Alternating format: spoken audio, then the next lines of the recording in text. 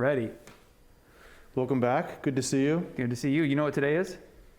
Friday the 13th. Yes, sir. Are you a superstitious person? No, it's my favorite number, though. You know that, right? I do. Yeah. No, I'm not really either. I will say I don't ever walk under a ladder, though.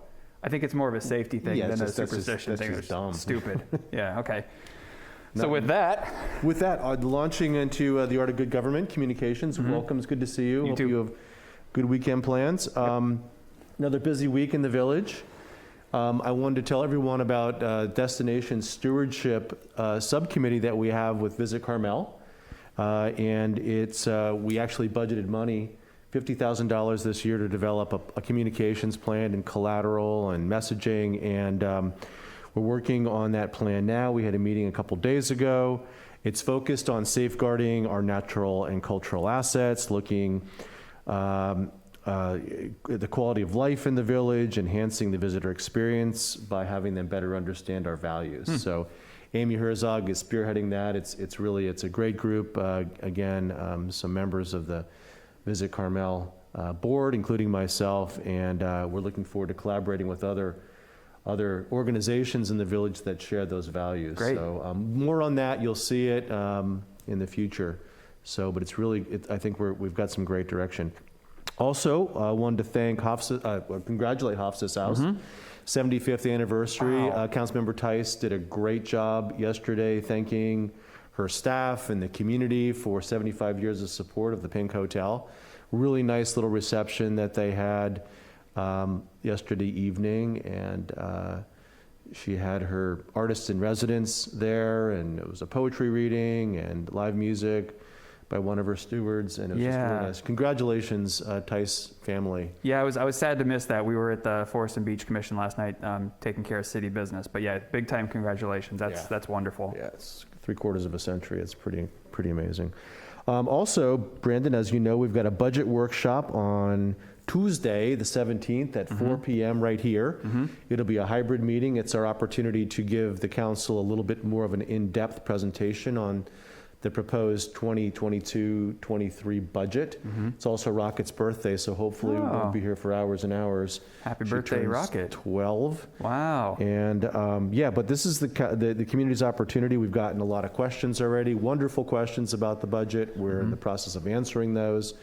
We'll publish those answers. We'll be available, obviously, for questions about the budget during the meeting, and then we're set for adoption hearing on June 7th. So this is really the last step before the budget gets adopted. This is really the meat and potatoes, nuts and bolts of making sure the budget's what everybody wants it to be. Correct, right. We have money in the right pots, and our revenue and expenditure estimates are accurate and all those kinds of things. Yeah. So this is an important meeting if people want to get involved. 100%. Yeah, okay.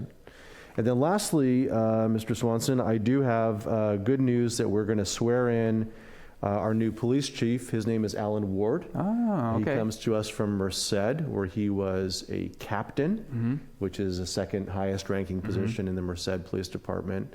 And we're going to have that swearing in right here in our council chambers on Friday the 3rd of June. Okay.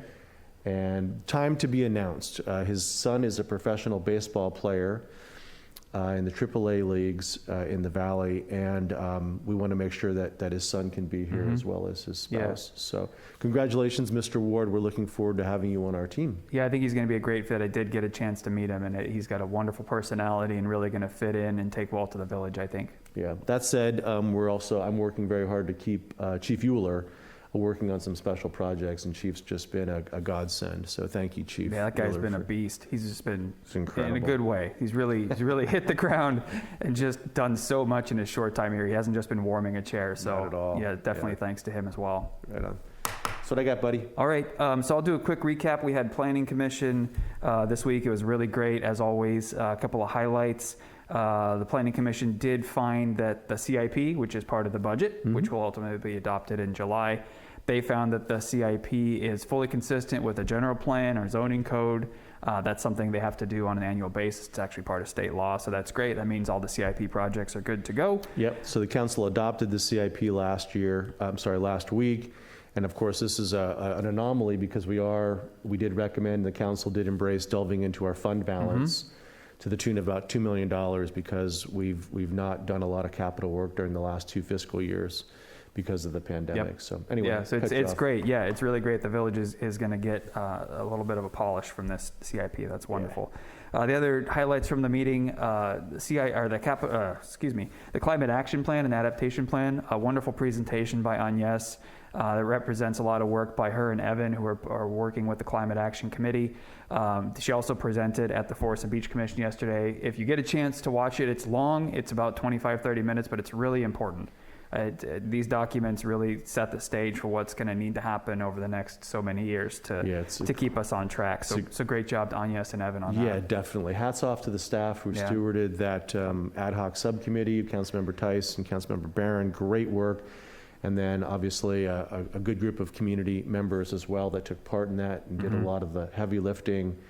And there's a great article in the Pine Cone today by Mary Slay. Thank you, Mary, for featuring the work of that Climate Action Plan and direct quotes from the Planning Commission. Really well done. Yeah. And the last highlight from the Planning Commission, we did an introduction with Nori Winter from Winter and Company again.